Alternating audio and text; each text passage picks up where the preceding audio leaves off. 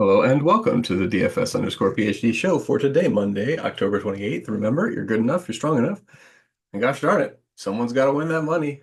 Might as well be us. And it was actually me. So that was good.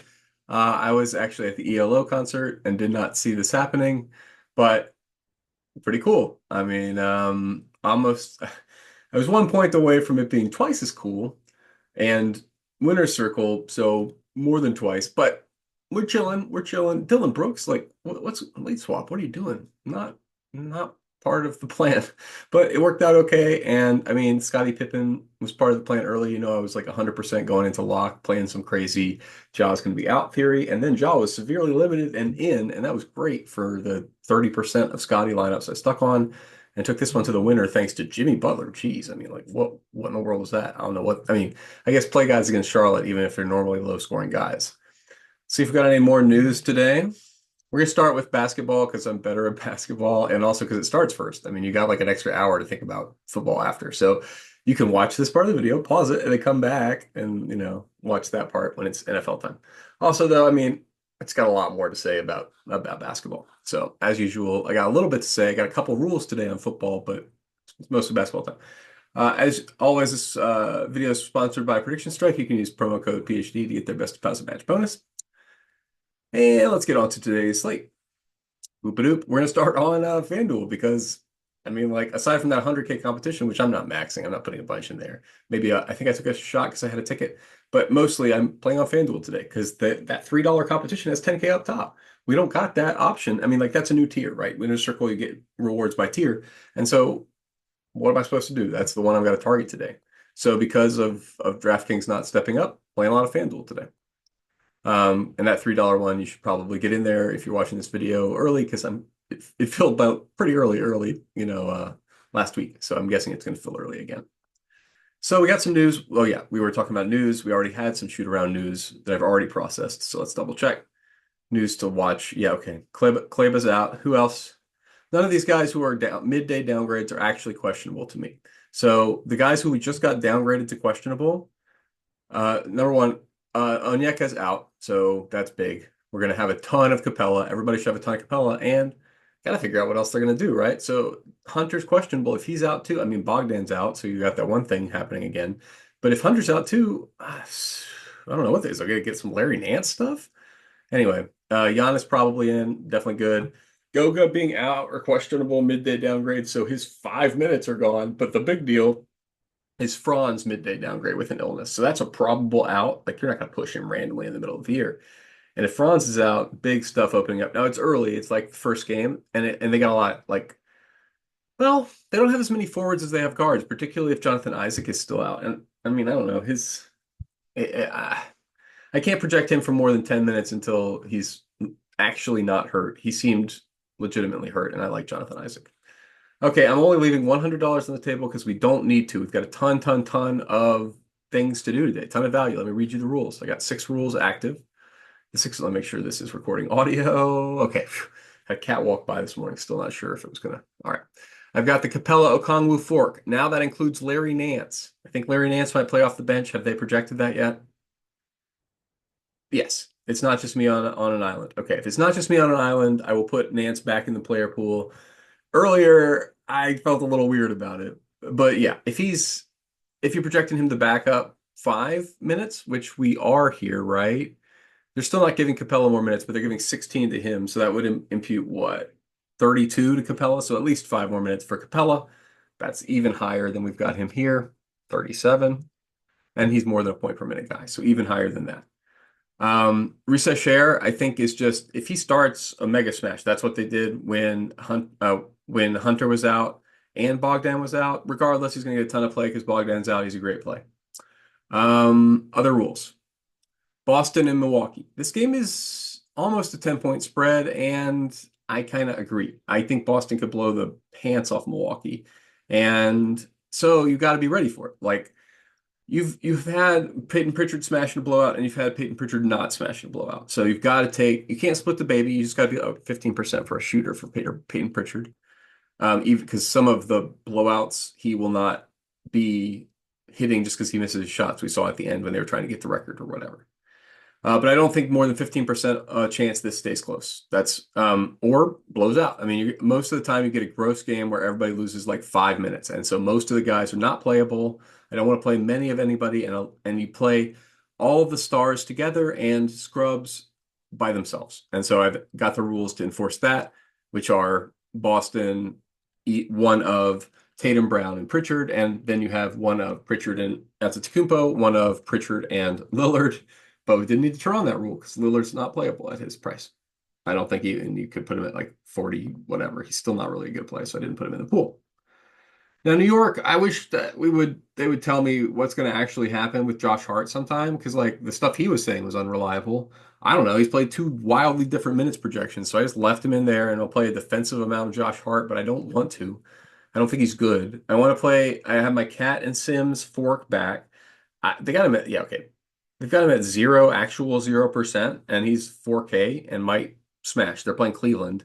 Cleveland has a bunch of big guys.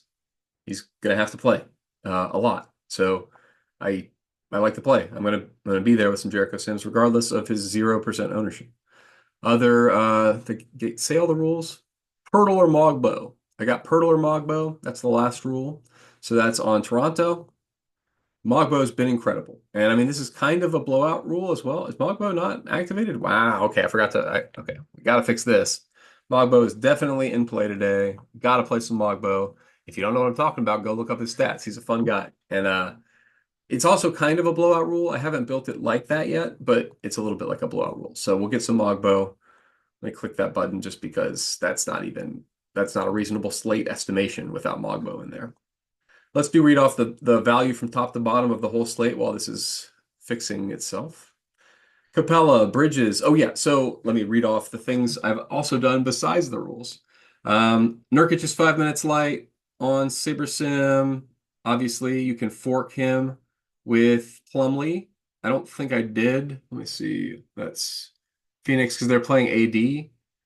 Yeah, well, I got Plumlee in there for a smidge. That's fine. You can have a smidge of Plumlee if you want.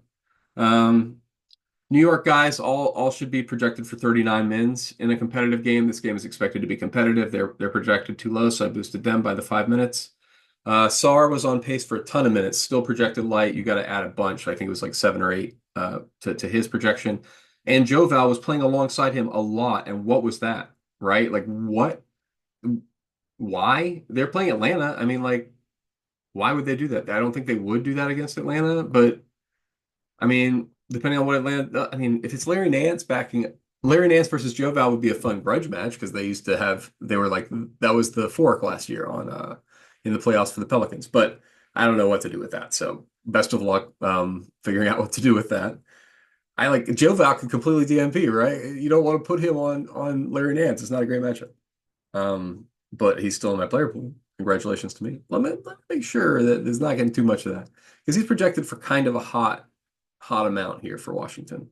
And I don't think I'm on that train at all. Yeah. Yeah, you know what? Let's pop that completely off. I was on this play earlier because I thought they played alongside each other. That's good.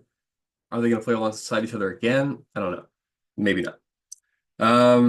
Cornette and Horford also played alongside each other 4 minutes, but I'm still going to go with a fork for that. Pacers all were 5 minutes light. So that summarizes all the changes I've made here. As a result of these changes, yep, I like all this. Average salary, mostly full usage. That's fine. It's very efficient today. No, I don't want 67% Larry Nance. This is why we check. But I do think, I mean, probably going to play a lot. Decent point per minute guy. But I don't want to be more than 3x. It's not like a stand of my lifetime kind of thing. Just a good stand. Jalen Brunson, Risacher, Simons, Capela, play of the slate. Simons, good. Competitive game, not competitive game. Chance of a competitive game, 25%.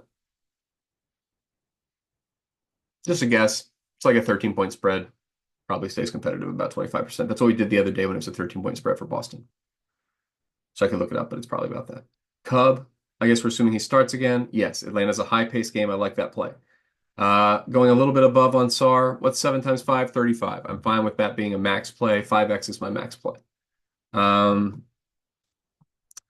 very confident in his minutes. That's not a question mark. That's just easy. Okay, so yeah, Capela, Brunson, Risacher, Sarr, Mikal Bridges. I like the usage and the defense for Risarcher too. He's fun. I think he's going to be higher point per minute than he has been so far. He's been missing shots. I like all these guys on the top. I mean, 15% for Paul at this point in his career. I don't think he can get to more than that. Mogbo, sure. I'll take a large amount of Mogbo. Might have to, is it getting me to more Mogbo? Yeah. 100x is a bit much, but it's Denver. And I mean, like, Poeltl could get in foul trouble against Denver. And they would need a big guy, a guy like Mogbo. I I like it. I still like the play. So I could get to more Mogbo. I might get, depending on what happens to this number as you guys listen to this video, who knows where I go on that. But yeah, that's basically it. I told you all the moves. I don't think anything's much different on DraftKings, but let's have a quick look. I'm playing on DraftKings too. It's just not quite as much because the $4, a little bit more to pay in, and it's only got 7,500 up top. They don't want to compete against themselves for football, and as a result, they're losing both football and basketball to FanDuel. Playing a lot over there today. Okay, what's exposure? Yeah, these all look good. Miles McBride, no piece of shooter, but I'll take a max shooter bit on this because I don't understand why he's projected so low. He's playing a lot. 25% is like a mega shooter. I think he also gets other stats too. Sarr is point. Okay.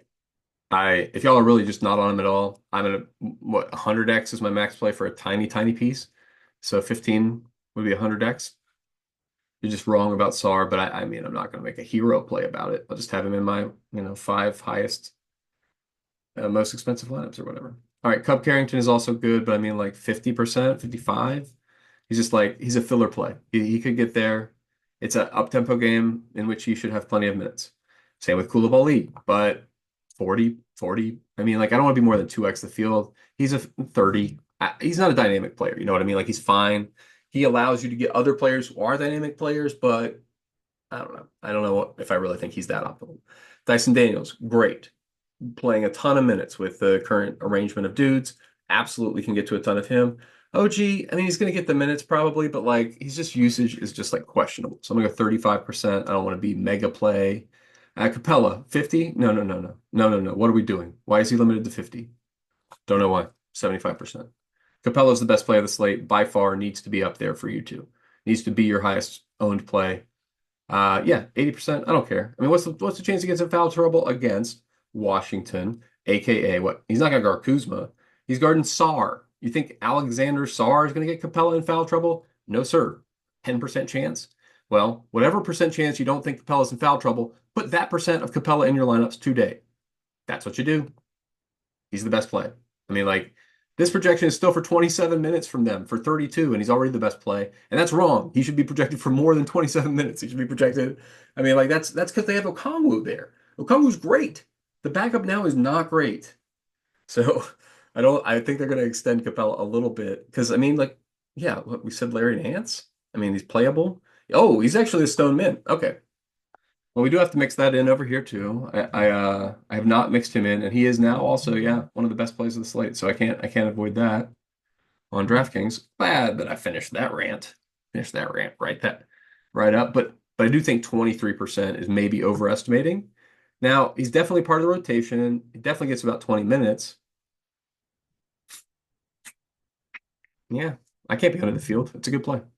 It's not sure it's a fork with Capella because they're like maybe the two best plays of the slate and not really necessarily independent. Like Larry could play the four pretty easy here. They're going to be particularly if Hunter is ruled out, then I would be comfortable no with relaxing the rule. For now, I'm going to leave the rule. I think I have the Larry rule. No? Oh, that's on the other side. Okay, so let me look up ATL. Capela ATL center foul trouble. And then I'm going to click in here and I'm going to add Larry Nance because I do think probably it's a fork and that the most likely way Larry Nance gets a big smash is that Capela does something dumb and gets in foul trouble. We also have that with Cat, by the way, right? Uh, that's New York. So you should have your New York center rule on. Huh. I also have not turned that on DraftKings. So this is why you double check. New York center is Robinson, not Robinson Sim. Oh boy. All right, hold on now. Did I fix that? I thought I fixed that. Knicks center foul trouble. This is probably the one. Sims cat. Yeah, there we go. And we're the one. Okay. And for that team, Sims not boosted yet. Need to boost Sims to a nice cat in foul trouble. The reason we're doing this is that it's extremely likely that cat gets in foul trouble. You must have that. He's so bad at that. He's so bad at that. Now, granted, and the coach will run the mess out of Sims out there if he gets in foul trouble. So, like, I'm not worried about that happening. 20.1 probably, just like with Nance. A little better than Nance. I'm a little bit more confident in Sims. And Nance is higher up, so probably see where this is going is going to be to a Nance fade and a Sims boost. Okay, so that's where we're going to get to once we rebuild. Once we put the Sims rule and the Nance rule and run them again. Yeah, you get the general picture here. It was pretty clear, by the way, the core and stuff. Capela, Bridges. No. Capela, Brunson. Bridges is fine. 7 times 5 is 35, but he's a max play. He's just, you guys aren't owning him enough for him to be core. He would be core just because of the playing time. But yeah. Brunson, Capela. Let's get the Atlanta. Let's see who it is. Cub. Just Cubs of filler value, but we just don't have a ton of value. And then, oh, up at the top. I haven't said my up at the top preferences for either. Giannis and Jokic, I like them. They're in a competitive game. That's the thing that matters the most for the guys at the top. They need all the minutes.